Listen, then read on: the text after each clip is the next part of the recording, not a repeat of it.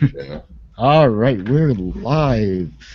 Two Geeks Talking is an entertainment industry interview show where we interview the. Well, let me switch over to myself here. That looks a lot better. Two Geeks Talking is an entertainment industry interview show where we interview the creative people from the comic, film, TV, movie, and video game industry. And of course, I'm your host, Kurt Sasso, on episode 357, if I recall my numbers correctly. Oh, yes, there it is down there. 357. We're joined today, and I'll get my light out of the way there a little bit. There, it looks more ominous. We are joined today by a past guest. He's been on the show with his previous work. He's been on the show a couple of years back as well now, too, when it came with this particular comic. We're talking with Keith from the artist, I should say, of Mysteries of the Arcana. Finally back with Mysteries of the Arcana. How you doing today?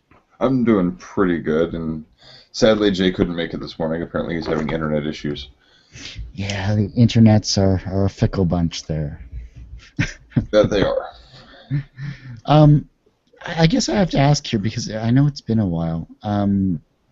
You were with Mysteries of the Arcana when it first started. Mm-hmm. I've always loved your art style. I loved your colors. You and Jay worked well together.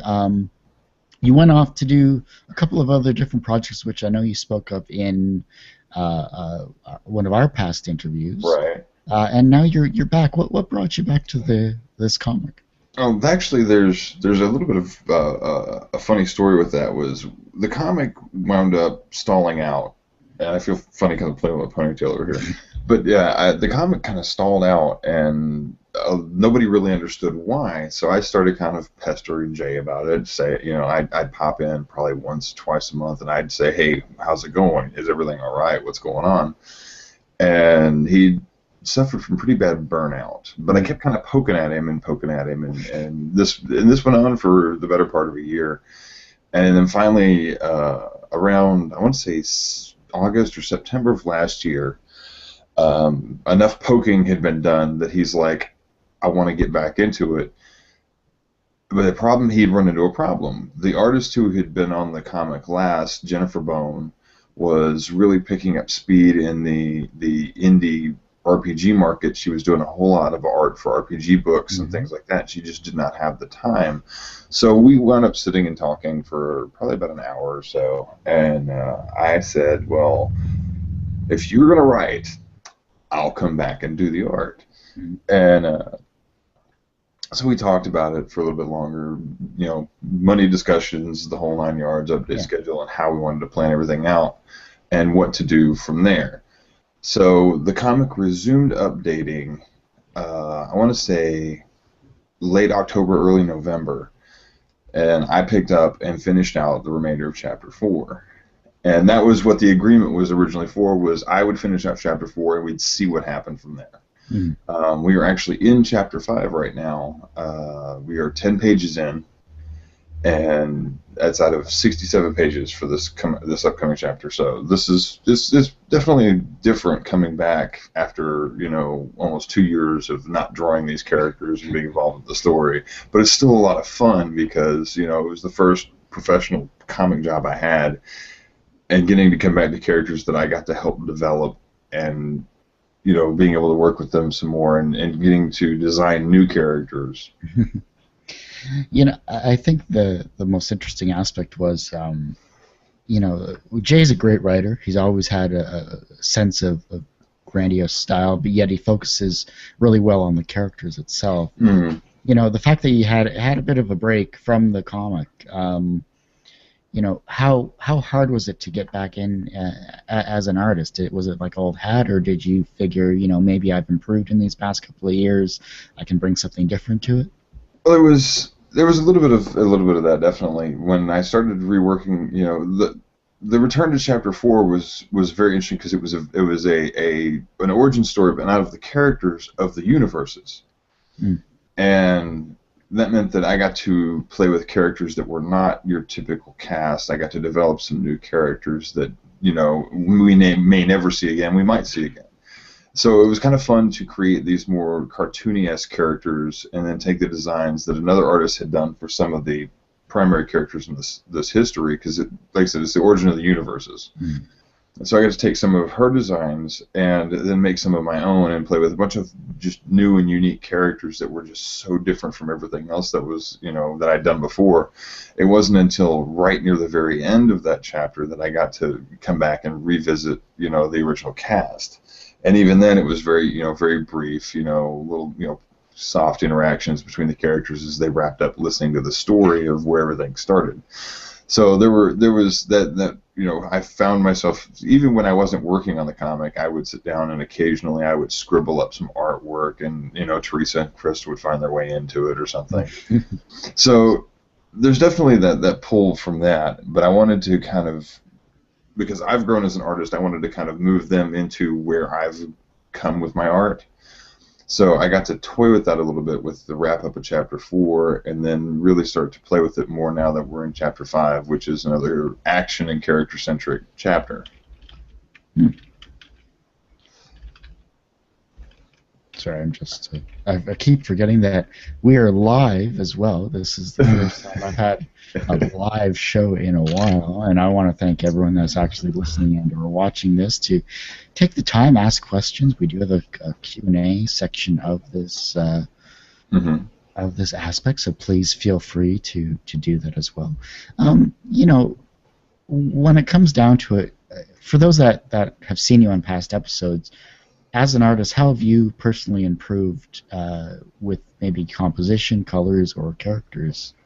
Oh, one of the things that I've actually updated my coloring style a bit with these my return, because when I first started the comic, I tried to create an easy to replicate kind of consistent art style, and even then the art style changes a little bit and the coloring style changes through the course of the comic.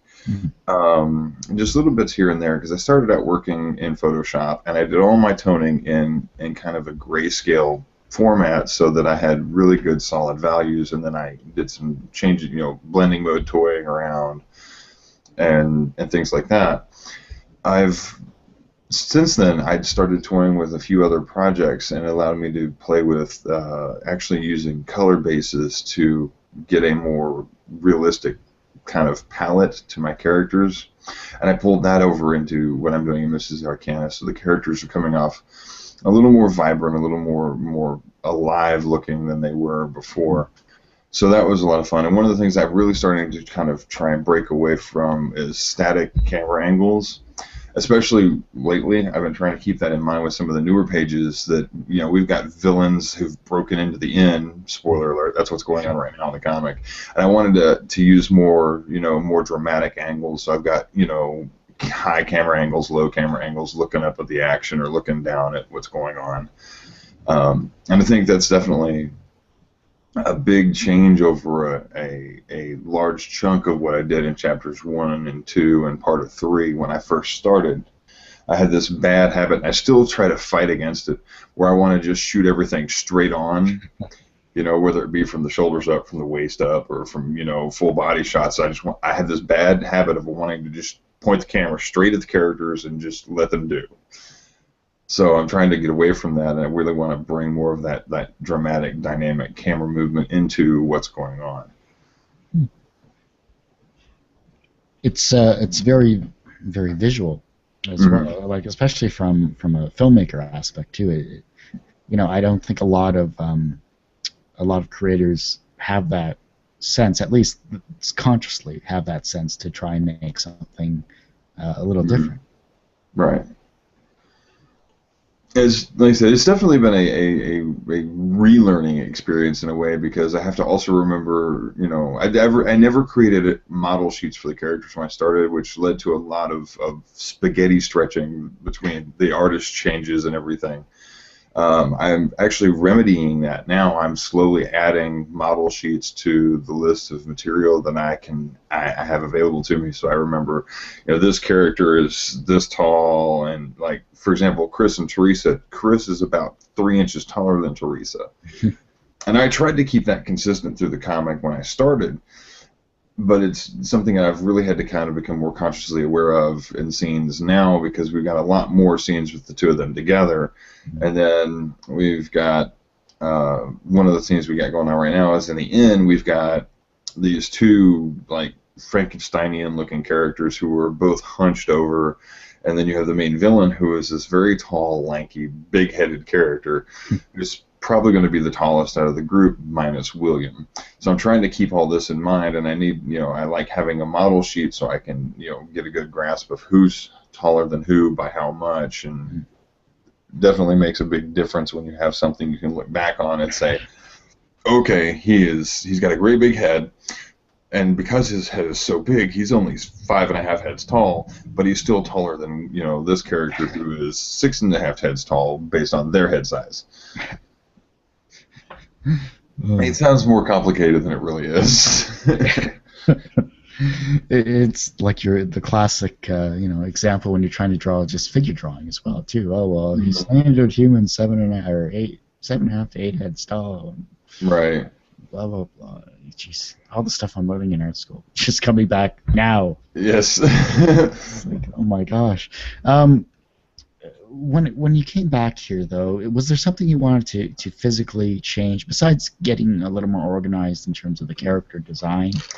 Is there something you wanted to maybe say, I never really got to do this. I want to remedy it now that I'm back. Actually, that is an ongoing discussion between Jay and I. It always has been, but it's really become more prominent now.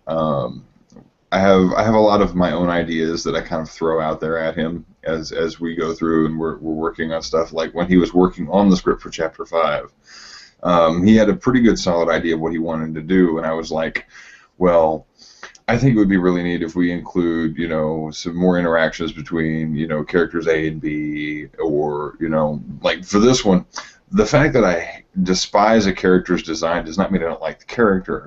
The surgeon from Chapter 1, I don't like his having to draw all 12 of his arms. So, but at the same time, it's an interesting character, and he's a lot of fun if you get him into the right situations. And that was something that was really fun for Jay to write. I know you have this weird talking robotic disc with all these crazy arms, who is restrained by basically it's called an Asimov bolt, which of course fans of the robot series restricts him to the 3 laws. Yeah. But it's fun to see him in a different situation where he's sitting down and him and Kluge are playing like a board game before things go awry. And just things like that, or more behavior and interactions between William and Teresa. There is something that I have pestered with Jay, but I think it would be a really interesting thing to develop in the story is with William's kind of misogynist behavior. If he were to wind up having feelings for Teresa, I think that would be an incredibly interesting kind of thing. Because he starts off and he's completely just like, he looks down on women, but he's changed a bit now since everything that's gone on in Chapter 1, where he's giving her a bit more of his respect begrudgingly, and is more willing to work with females in situations as opposed to just being like, I am man, I am good at this, you are female, you are weak. So I've kind of toyed and teased with that. The one other thing that I've really pushed at Jay, and I'm not sure where he's going to go with this yet, is I've always worried that the interaction between Chris and Teresa will wind up becoming stale, because I said you can only tease at the idea of them liking one another for so long before it becomes old hat and it needs to change and move forward. So he started to move forward with that a little bit, and that'll play out later on. Well, let's talk a little bit about the business of Mysteries of the Arcana, because as comic creators, as artists, everyone is trying to get their name out there, to gain funds, to break free of the standard, hey, here's a free comic, then buy our stuff. What's Mysteries of the Arcana trying to do to maybe get themselves out there a little more than some of the others that are in the same boat, which is pretty much everyone? Some of the things that we're working on right now, marketing wise, we did a Kickstarter at the early start of the year, and it has given us leeway to present a different aspect of kind of merchandising. One of the bonuses, one of the reward packages that we put together was digital copies, not print, though we are looking at doing print later. Digital copies of chapters 1 and 2, with ad space, which is something that was kind of interesting. We're still waiting for some of the ads to be submitted for us to review, but I actually put together a proof copy of chapter 1 in PDF format that we've sent it out to basically get some input and feedback from people. And there was actually a dedication version of it that went out for somebody else, briefly, that had, a foreword by Jay and some other stuff like that. But some of the other more interesting things is we've actually got a one-of-a-kind nail polish that was developed for the comic, which sounds kind of strange, but there's that. Okay. It's I can't think what the name of the color is, but it's very crisp in appearance, very very sparkly, glittery purple. There's that. We also have the tarot cards, which we're up to 5 now. And those are being made as actual cards that people can collect. And I don't know if you're familiar with the webcomic battle collector's card game. Yep. We have several cards in one of the decks, and we actually have a one-of-a-kind card that you could only get through the Kickstarter, called Lesbian Elf Kisses. And we're also working on producing some mini posters, and the mini posters are actually kind of neat because they are the 3 mini posters comprise my very first concept designs of the characters of William, Teresa, and Crystalline. Nice. And those are some other things that we're looking at putting together. We have a few that are going to go out with Kickstarter, but I mean, talking about as far as stuff that we can, merchandise and sell, those are things that we're putting together and getting it ready for a storefront. What about stuff for the mobile users, those that have the smartphones and everything like that? Are you focusing on anything to monetize that huge aspect? We haven't yet, though. With the moves that Comixology has done and everything, we're still kind of toying over the idea of if we want to take the digital books and put them on Comixology. That's one of the things that I liked about the idea of doing a digital book, though, is as opposed to just page after page after page of comic, that allows us to have forewords and behind-the-scenes stuff. And that was something we always talked about and always wanted to put into anything that goes into book format later, is just some of our behind-the-scenes thoughts, concept art, and illustration. One of the things that I've been kind of courting Jay on right now is also theme calendars. I did previously, before I had left the comic to do other things, I'd done a wallpaper-esque type of thing, probably about once a quarter. And I thought it would be kind of neat to either theme out the months or do a singular theme and then produce a 12-month calendar with the original art for the calendar of the characters. That actually sounds really good. I thought it was a really neat idea. It was a fun idea, and it allows me to kind of, vent that creative side and put the characters in situations they may never wind up in the comic. It was always fun, to take like some of the weird fillers that I've done. Like there was a Thanksgiving filler I did several years ago that had Teresa and Chris sitting at a table, and William was dressed up in a maid outfit, serving them turkey. Just silly stuff like that. Well, it's good that you're still having fun after all these years too. I mean, you're very active in your other projects. I'm glad that you're finally back. I mean, it was the art style and the colors that I really enjoyed about how you put these characters together. I appreciate that. It was something that while the other artists were extremely good at what they did, I just think that I fell in love with your original art style, which is why I'm glad that you're finally back, so I can continue reading it in my busy schedules as they are. Well, I appreciate that. Oh yeah, no problem. It's but when you're not bouncing ideas off of Jay and everything like that, though, are you doing anything yourself in terms of maybe conventions or maybe new art styles that aren't really Mysteries of the Arcana related?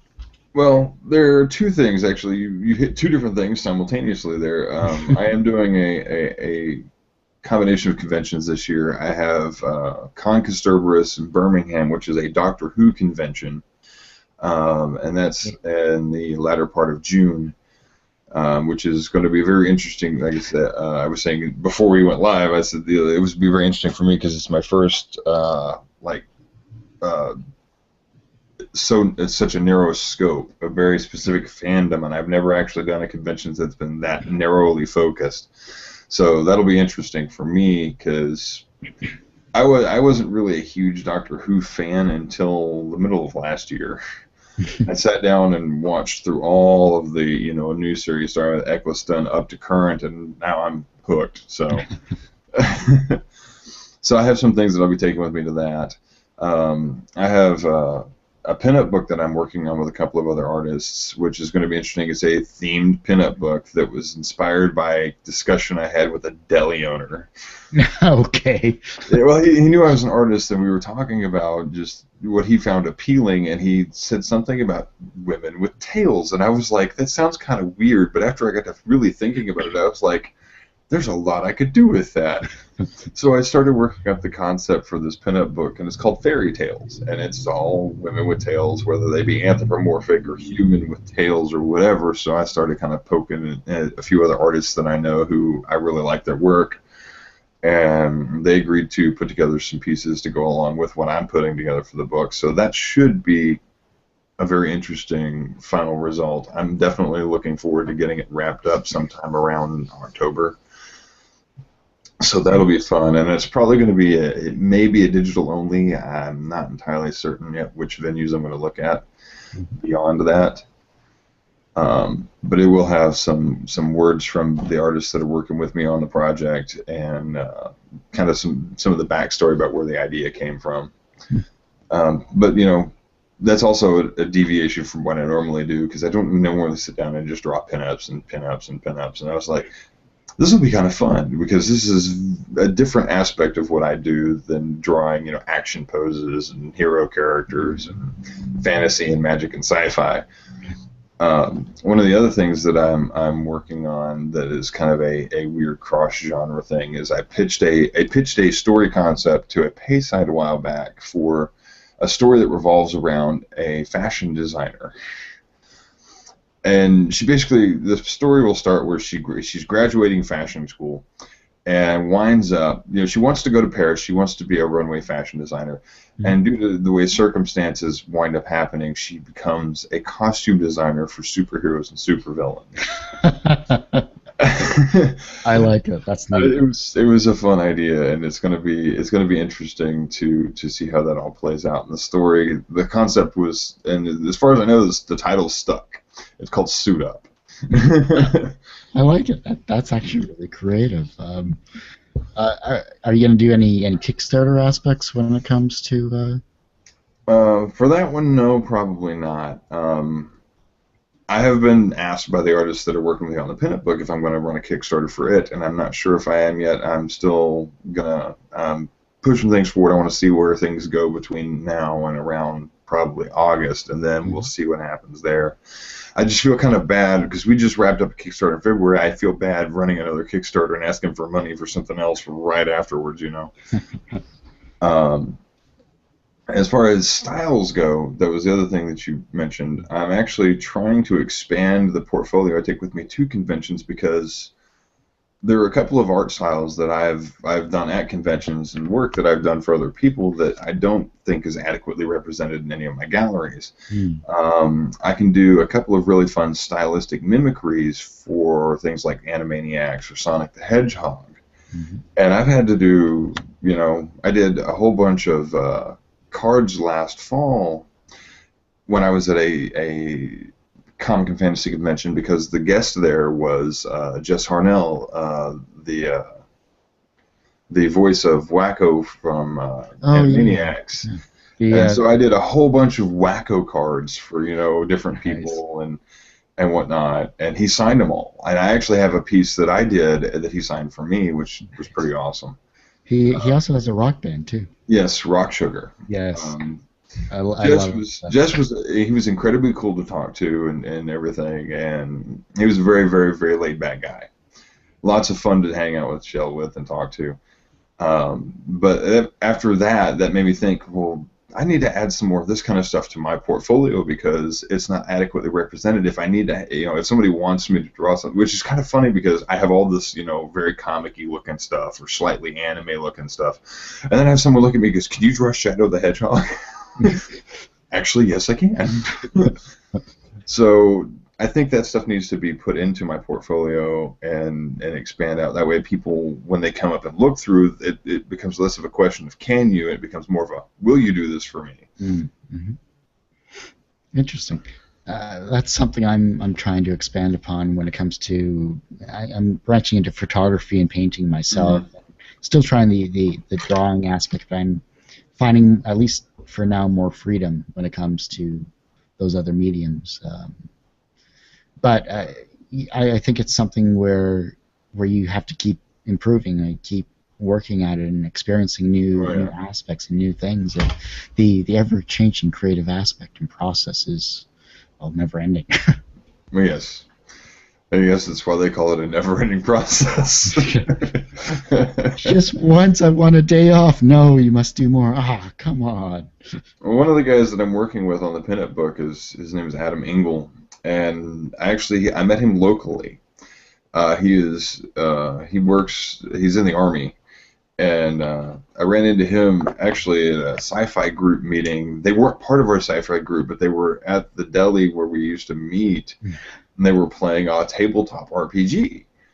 Well, I'd never heard of this game, so I started chit-chatting with the guys that were playing, and they wound up inviting us to play. And on the sad side, the deli closed down, so we lost our sci-fi, hangout venue and gaming venue.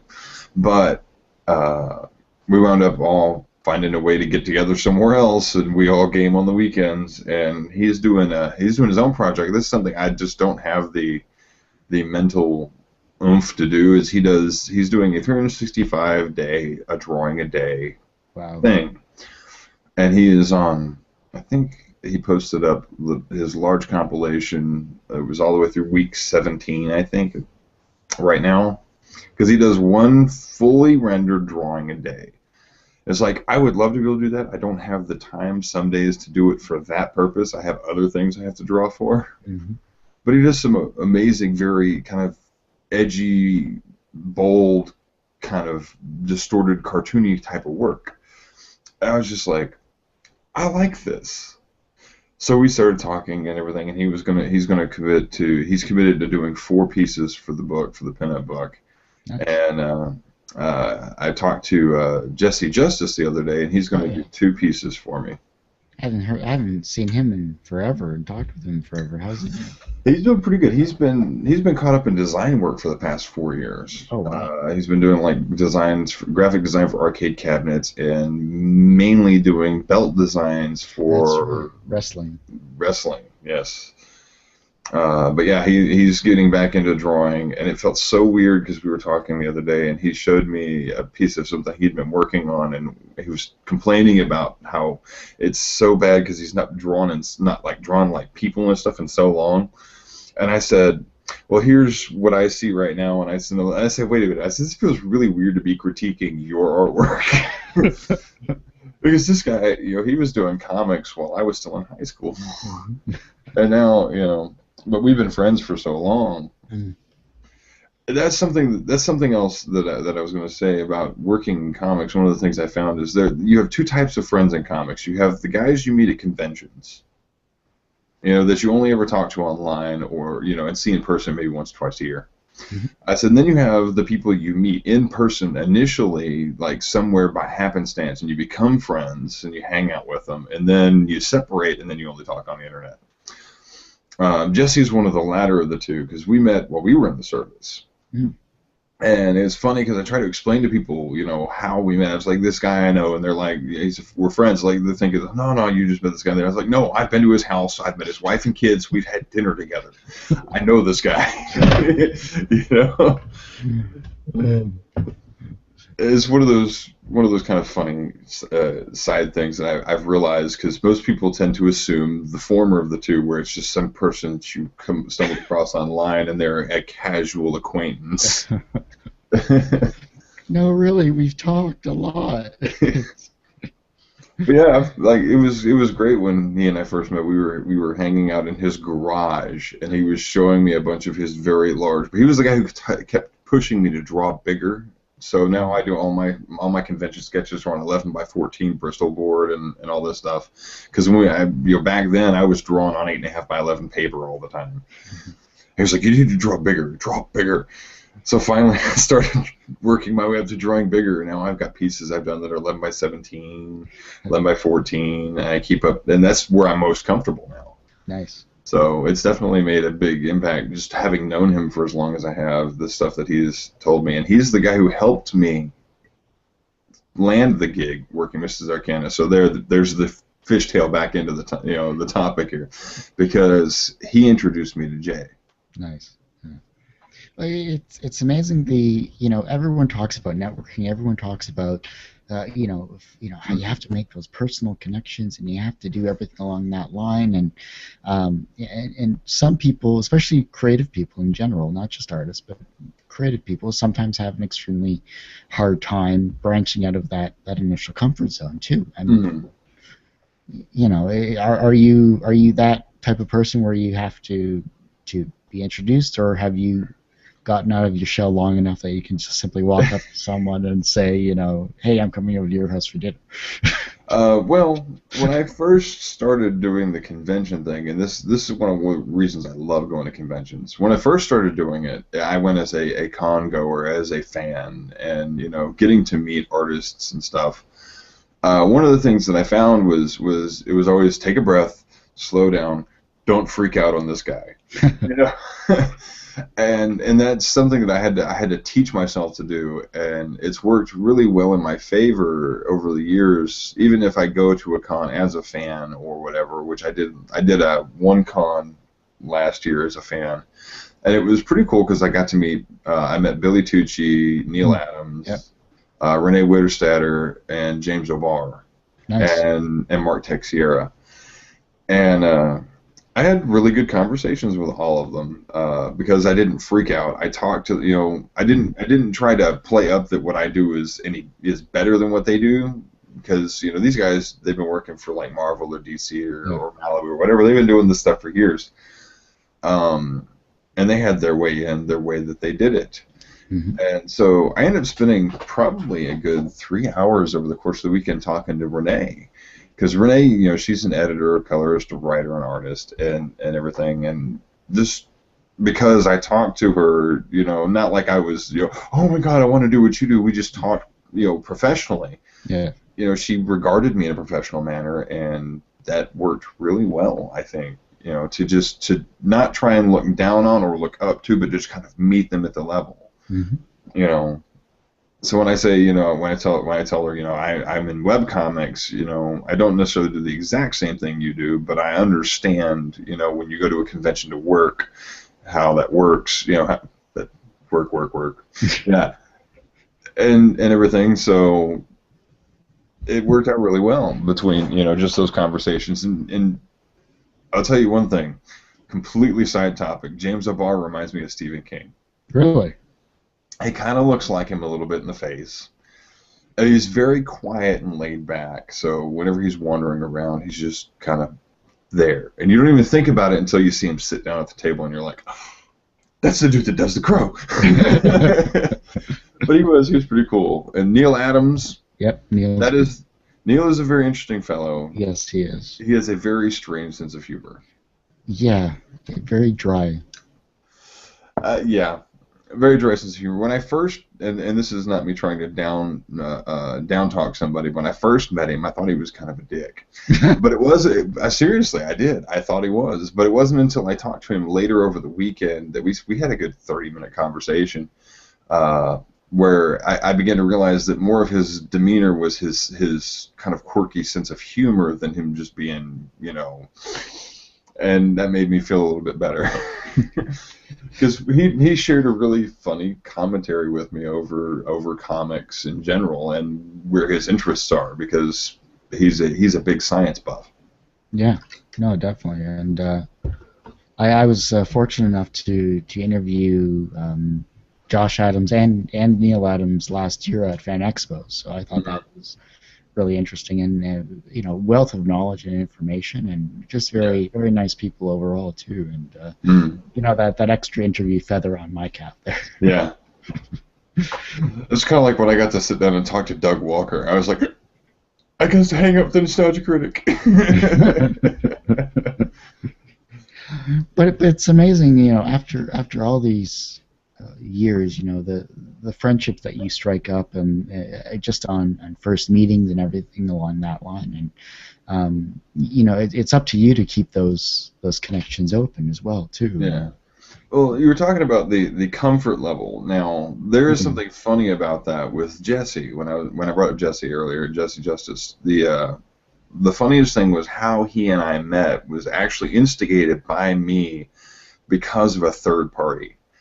It was my first duty station, my first permanent assignment, and another airman was talking to me about who their supervisor was. He works in 30th Com, and he used to work, do work for DC and Malibu Comics and all this stuff, and you'd probably like him because you draw. Well, I got his name, and I was like, So what I wound up doing was I wound up calling his office while we were on duty and getting him on the phone. And he's like, 30th Com, this is Sergeant Justice. I'm like, you don't know me, but I know you, and I like your art. And that's how it started. That's how we met. Me randomly calling him up on the phone. And we've been friends ever since. Oh. And do you have anything to actually report, or is this just a social call? Yeah, it was pretty much just a completely random social call for no reason other than to just be like, I want to talk to you. I mean, that was it, and I'm not quite that bold anymore. A lot of it is if I can segue into it, if they seem interested in my art, I can, I try to find my foothold there instead of just trying to just shove it in their face. Because that is another thing where if you can't talk to them, you get that one side where you can't talk to people, and you got this, that other side where you just want to shove it in everyone's face. Look what I can do! Look at my art!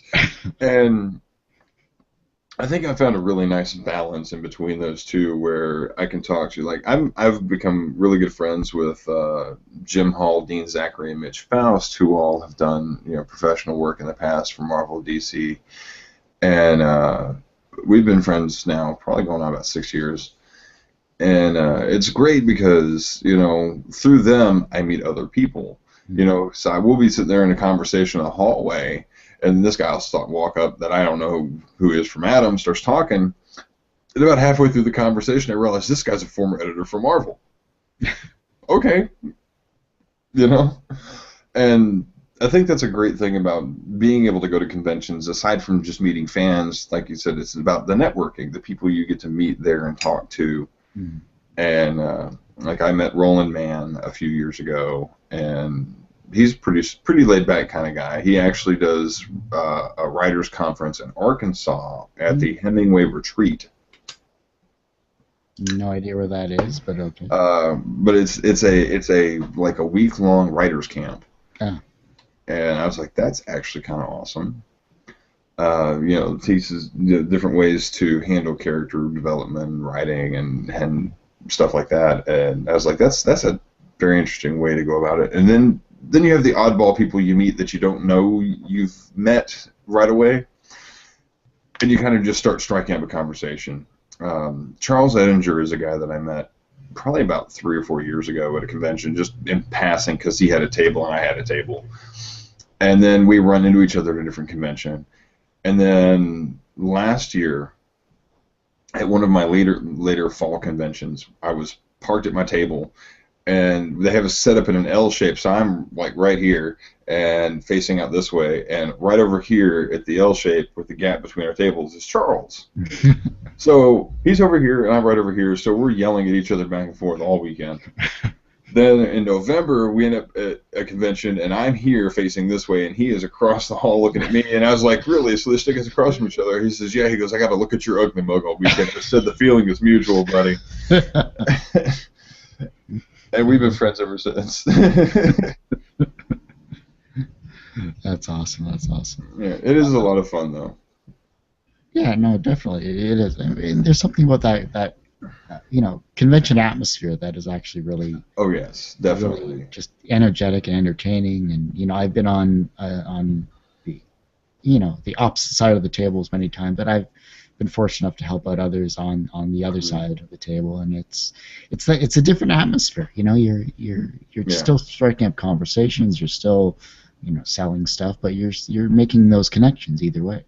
Yeah, and it's also nice when you have like regular fans who come and see you, and then they come and see you every year.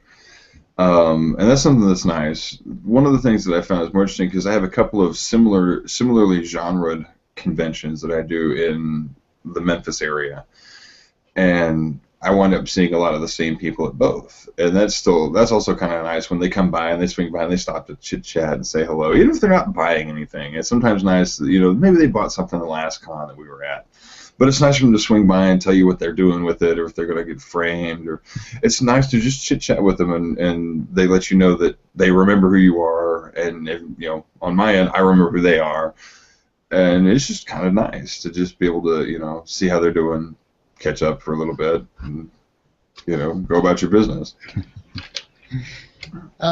We've talked a lot about the business side of things and the comic itself. Is there anything that we haven't really touched upon that I'm sure Jay would like to, for those that are listening and watching this, to... Actually, I bet you there is one thing. I bet you that one of the things that we've done differently this go around is we actually have a professional editor on staff for starters. Oh, wow. So okay, I'm going to back up and run this in chronological order. When we first started, the comic was written in a page-by-page layout where he had, he would go into InDesign and he would put together his proposed layout of the page along with the script, which worked really well up to about page 26 or 27, 30, somewhere in there. He had all that written out. It was planned out, written, ready to go. And then we reached a point to where he was writing updates right about a week in advance. So he was trying to write it out, get it to me, write it out, get it to me, write it out, get it to me. And it really got strenuous. So what we're doing different now is he has a professional editor on staff, and he's writing each chapter as a whole piece. Mm-hmm. So the whole thing is written. I get a first draft copy, and we talk about it, and we'll discuss, if I think something will work better on a page. And so we have, we have the whole setup of personas gratis at the beginning, which tells who the primary characters are, how to dress any particular important changes to their costumes. Stuff like that, any of the basic settings, and if there's going to be any changes to the settings while we're there. And then all the pages. And we'll be able to discuss, how things are, played out, how the characters interact. And then once we get through with our back and forth, then it goes off to the editor for final review. And then the whole script, as, it's 67, 80 pages, whatever, winds up in my lap, so I have all of it, which is a lot more streamlined and a lot simpler for me to sit down and be able to look ahead and see if where I'm going with things and what to do with it, so that I can go back and start planning out my shots, which is, like I said, it's a lot more professional, a lot more streamlined. Mm-hmm. We also settled on a format that works really well for conveying in writing to me what he's intending. So we have, panel number, panel description, and then we have the breakdown and dialogue, if there's any sound effects, and then panel 2, panel description. It makes it a whole lot easier on me. And I like that, and that was something that definitely has made a big impact on our ability to work together smoothly. Nice. And do you want to? Can you mention the editor, or do you know who? I don't remember. It sounds terrible. I don't remember the editor's name. That's fine. Jay mostly does all of the dealings with her. There is one other thing that we are talking about and we're working on is we're putting together our own imprint. Because we've had a lot of, we've gone through a lot of the trial and error of putting together web comics and publishing and things. And we're trying to put together an imprint that's going to be available for other people who are getting into web comics or getting into, any type of online publishing, whether it be written, visual, or both. And being able to, have at their disposal, our expertise as well as having an editor who can look over their stuff. And one of the other things that we've been doing is we've also kind of pushed out a little bit more of our more specific talents. I've also done video work and sound design. Mm-hmm. So, Jay's been putting together pitches and stuff to work with people who are wanting to put together video projects like Nice. Kickstarter trailers, anything like that. Mm-hmm. And for a small fee, they can come to us and they can, he'll do script review, he'll go through the editor, and then I can cast out for voice actors and, do all the video editing and final design for video work. And that's something we've done a couple of times already, which is really nice. And we're definitely hoping to have the imprint up and running sometime in 2015. Nice. Well, if you need a deep Canadian voice that also does a Russian accent, I'll be happy to help. I'll keep that in mind. No, that sounds great. It sounds like you're really you guys are really working towards something that's nice, that's easily available for everyone, and that is useful as well too. It's great to see a project like that, or a service, I should say, like that as well. It's definitely going to be interesting seeing how it develops and expands. We've been talking a good amount here, and I just want to, thank you, Keith, for coming back to TGT, to Two Geeks Talking, and really, letting us know what's been happening with yourself and Mysteries of the Arcana. And, one of these days we are going to get Jay on the actual show in video. Yes. With you. I think that's the secret. I think he's really just hiding from the camera. Internet issues, right? Okay. Well, see, I don't know if you've ever caught that gag on the site. Even his icon, the only thing that's like descriptive about his icon is that it wears glasses. Because I don't even know what he looks like. I don't. And that was the joke when I put together the 1 year anniversary when the comic had run for 1 full year. I had put together the comic, and Jay comes in. He's just this great nondescript glowy head with glasses on, and that's where his icon comes from. Is because nobody knows what he looks like, not even me. and yet you've talked to him via email or even on phone. Yeah, even on the phone, and which was actually kind of funny because I wound up stranded briefly in Memphis. And I had to call him, and I actually got his wife on the phone. It was the first time she and I had ever spoke. So when I asked if I could speak to Jade, she goes, "Can I ask who's calling?" I'm like, "This is Keith, the guy who draws the comics." She's like, "Oh, hi, Keith." I'm like, "I've never met you before in my life, never spoken to you before in my life." And she's just like, "I know who you are." My glowing head husband with glasses says he really likes your work. Well, actually, a lot of it's interesting because I get a lot of like proxy input from Jay about his wife's opinion. She's very glad that I'm back on the comics. She really likes my art style. The word that she used was clean. Yes. And I said I guess that is kind of a mark of the way that I work, because I try to keep everything very smooth and very crisp and pristine looking. I never even thought about it like that until he'd said that. I was like, I can see that.